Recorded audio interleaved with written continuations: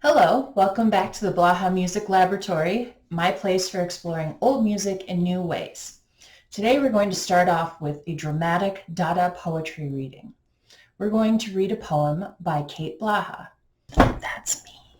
Today's poem is entitled Literature Were. Questions. Fingerprints? Wacky Hoch?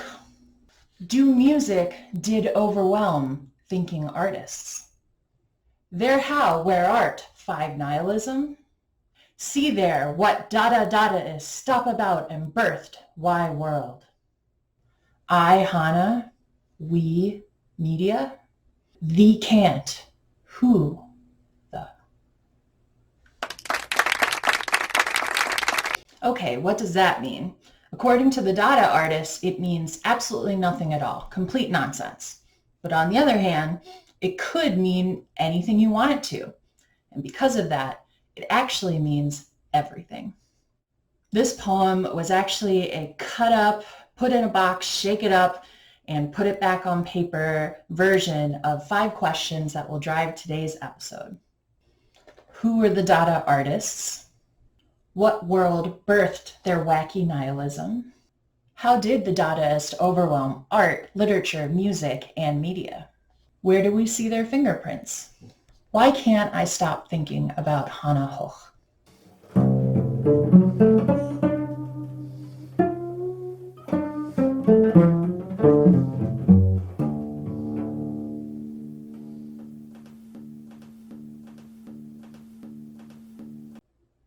I'm going to keep today's video to a few specific artists since I lamentably can't cover over 100 years of art history in one small video, but we're going to start with the first 2 questions on my list, which is who were the Dada artists and what world birthed their wacky nihilism.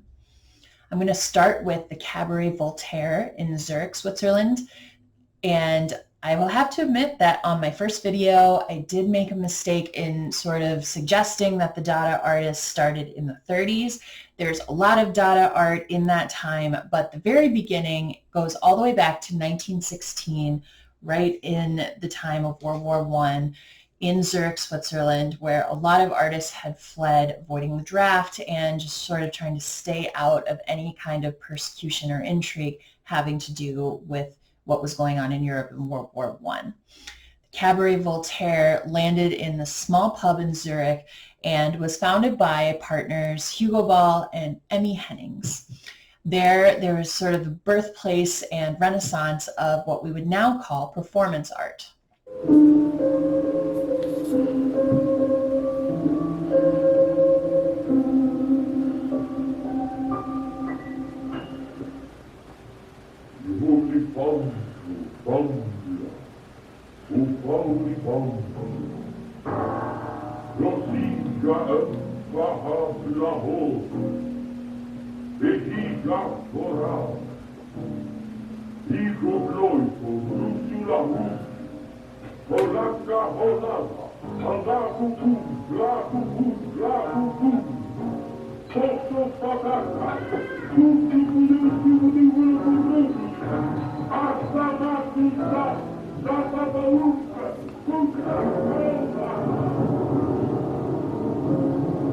Yep, that just happened. So what you just saw is a recreation of one of Hugo Ball's performances. So the guy in the weird cardboard costume, which Hugo Ball called his bishop costume, is reading a poem of nonsense words, and then of course having all of this wonderful performance art, dance. Is it saying we need to shoo the bishop out of the picture because we get to get rid of religion in government? No, it's not saying that. It's just meant to be absurd and a little uncomfortable. And that's the way the Dadaists liked it. Another famous poem by Hugo Ball is called Karawane, which is another made-up language poem. And there are a lot of really cool modern interpretations and readings of this poem, but here's just a little snippet of Hugo Ball himself reading it. And this is really the first Dada piece that I heard that just blew my mind and really got me sucked into wanting to know more about these artists. Karawane. Io fanno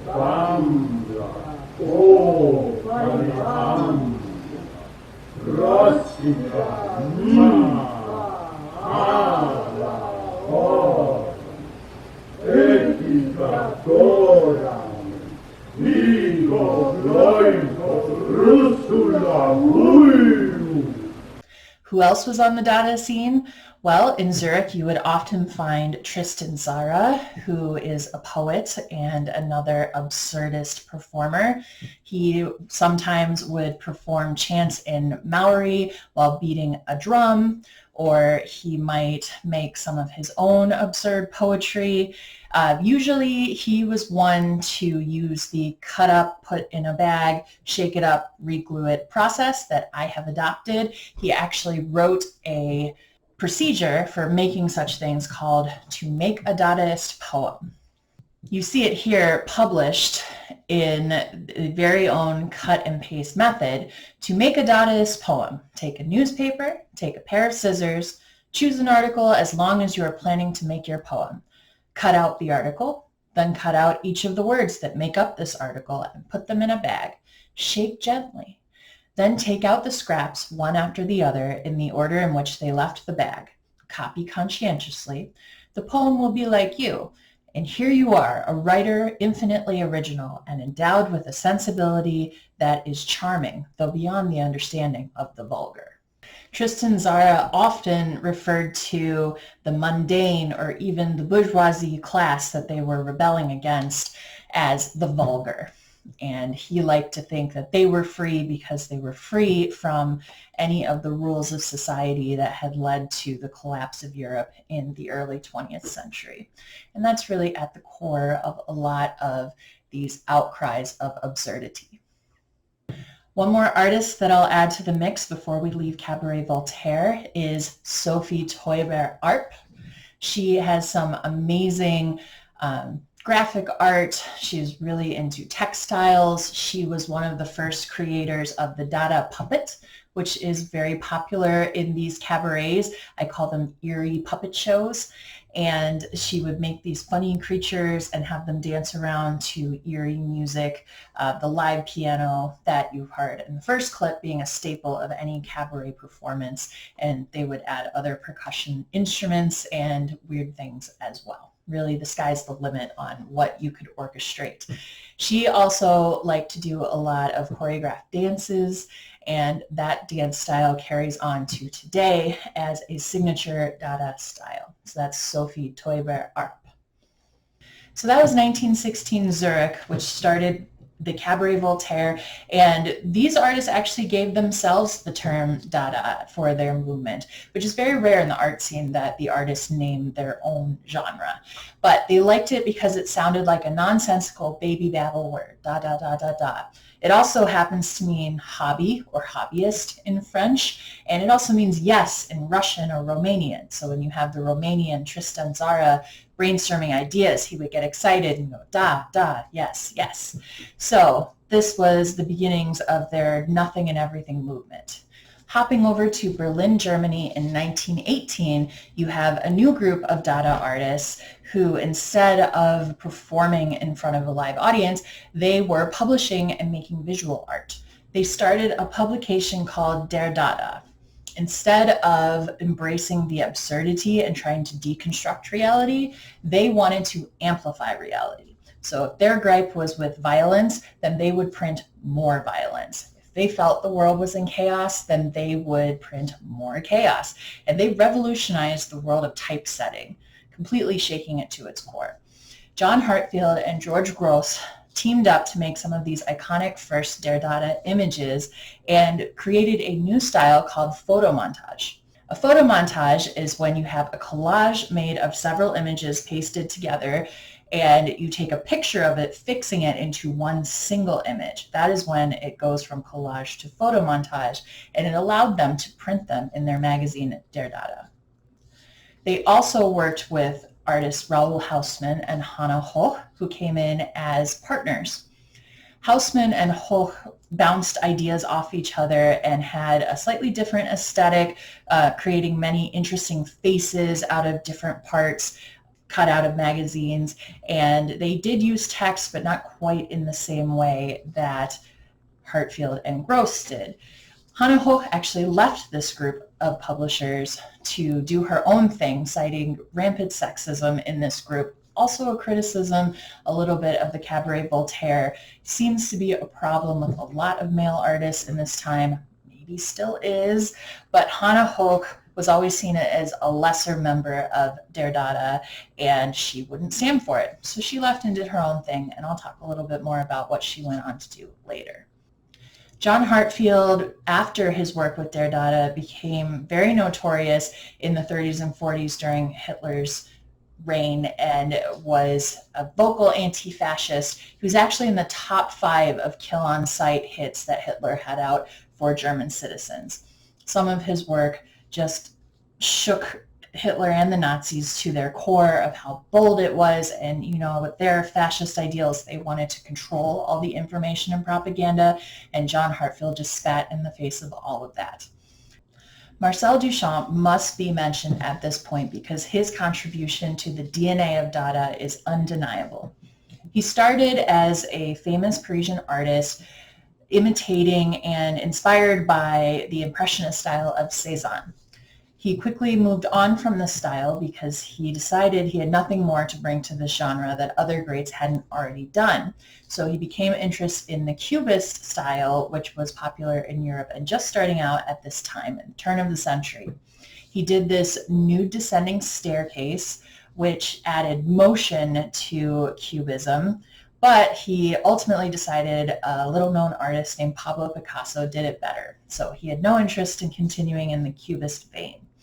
He started doing drawings of industrial tools and sort of his take on a still life of overlooked tools of industrial trades, but then decided that representing objects and people through painting and sculpture has been done for centuries in art, and he wanted to do something completely new. So he then approaches a museum of which he has good relationships with. They think of him as a great artist, and puts his new art installation called The Fountain, which, as you can see, is just literally a urinal on a pedestal. He didn't create it. He didn't manipulate it. He just placed it there to be seen as his art. The museum was not happy about this decision. They did not want to display a urinal as if it were art in their institution. But Duchamp pushed back and said, "Did you not proclaim me a genius in the art world, and do you not support me as such? Therefore, you will trust that I know what is art and what isn't, and this piece is art." He also went on to display other objects such as a shovel or a bicycle wheel, a bottle rack. And this, again, this search for something that has never been done before, and the audacity to know what is art and what is not, rather than the art world, art critics, and art sellers knowing what is art and what is not, really flips the entire art world upside down. And that continues into the 20th and 21st century as a pivotal moment in the Dada experience. The Cabaret Voltaire was a relatively short phenomenon in the art history timeline, but it quickly morphed into a very famous art movement called Surrealism. Salvador Dali is one of the most famous artists in this vein, and alongside his iconic imagery and paintings, he also collaborated on a short film called Un Chien Andalou, not for the faint of heart, just to warn you, which is an amazingly absurd surrealist film that is very short, very much in the Dada style. You also see in literature a lot of the hallmarks of Dadaism, surrealism, absurdity, a reaction to the world and chaos around them in books like Naked Lunch, which is by William S. Burroughs and turned into a very strange film in the 90s because it was thought to be unfilmable with its blurring of reality and hallucination and also very raunchy content. But the director, David Cronenberg, and the original writer, William S. Burroughs, are said to have Dada influences from this Cabaret Voltaire birthed surrealism. As far as Der Dada and the artists making publications in Berlin, their torch was really carried on by the punk movements of the 70s, 80s, and into now. One of my favorite and most iconic punk album covers is the Sex Pistols' God Save the Queen, which is an artwork produced by Jamie Reed in 1977 and really shows that politics, political imagery meets text, meets chaos, chaotic energy in one image. Another example I can pull is Winston Smith, who did many famous covers, Dead Kennedys, but also this Green Day album, Insomniac, and I really encourage you to look more into these two artists in particular. Some amazing artwork going on. As far as the legacy of Marcel Duchamp and other artists like him, one of my favorite instances in classical music is John Cage, who shattered the music industry by writing his piece 4 minutes and 33 seconds, where the pianist goes on stage, sits there for the entire 4 minutes and 33 seconds without playing a note. And he has a timer on his piano stand where it notes when he should turn the page because there are movements.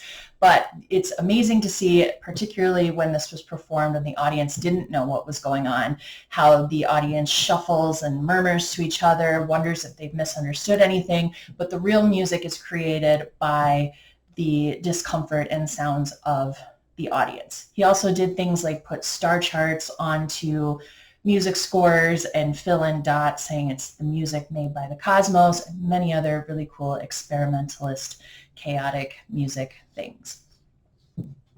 Like Marcel Duchamp, it's hard for other artists to do what John Cage did because the groundbreakingness of the idea itself can't really be replicated the exact same idea, because once you know the shtick and someone else has done it, you lose that impact of having the artistic genius to choose it in the first place.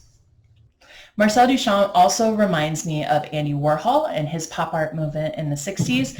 His painting of a soup can because it's what he ate for lunch every day, and his painting of a banana, among other things, shows that everyday objects are art when he touches them and chooses them. The banana makes me think of a way more recent example in 2019, artist Maurizio Cattelan in the Miami Art Basel Festival decided to tape a banana to the wall as the art exhibit, and I believe it sold for $120,000 at auction. Then you have contemporary artist Banksy, whose lists of accomplishments not only in elevating art, but also elevating the ability to rock the art world to its core, has the piece Girl with a Balloon, who in 2018 sold at auction for $1.4 million and was immediately shredded at the auction, which of course the buyer and all of the prospective art people in the room did not know was going to happen. Again, sort of spitting in the face of the sanctity of art as held by the art world, that you can pay me all this money and you can recognize my genius, but I control this art. He also has my favorite quote about art, which is, "Art should comfort the disturbed and disturb the comfortable," which I think at its core is very much what the Dadaist artists were feeling. The academic in me is feeling a lot of guilt for skipping over Dada artists and all of the different ways in which they influence today's art and music scene, literature, media, all of that. So please check out some links that I've added in the comments where I have drawn inspiration and information from, and I'm hoping that this video can be a jumping off point for getting really into more of these artists, and that you may love them as much as I have come to love them. So my last question is, why can't I stop thinking about Hana Hoch? And I'll try to keep this brief, but I just find her, of all of the artists I've spent time learning about, the standout in so many ways. As a woman, I am incredibly inspired by her journey before joining Der Dada in Berlin, that she was going to be a glassblower because she didn't want to have to be supported by her father or any future partners, and she wanted to be financially independent. When she became partners, both romantically and artistically, with Raoul Hausmann, she definitely was galvanized by that experience with Der Dada, but she left first because of the sexism she experienced and because the other men she was working with kept calling her a lesser Dadaist, mostly because she was having relationship troubles with Raoul Hausmann, which I don't need to get into, but just she would not stand for that treatment, and she was very vocal about it. So Go Hana. Also, she was really the standout in this photo montage group. Hana Hoch took on themes such as androgyny and blurring gender roles. She herself, being an independent woman who earned all of her own income, also had relationships with not only men but also women throughout her life. And I like to think that she would be into the gender non-binary that is going on today. A lot of her collages mix masculine and feminine images to make androgynous characters. I also particularly love this collage of a woman trying to hold it together while being objectified by a sea of men, but having this manic energy inside her. I so relate. The end of her career, she turned these photo montages into surrealist paintings. And I could go on, I'll stop myself, but of all the Dada artists, she is the one that sticks with me. She is the one that inspires me the most, and she's the one that I hope to be like when I grow up. If you've watched the video this far, I'm so flattered you spent this time with me. I hope that you're inspired to learn more. Check out the links in the comments. Like the video, subscribe to my channel, Blaha Music Laboratory. Comment, please, on any I missed or that you think people should know more about in the Dada world, or just your general thoughts, and I'll see you next time.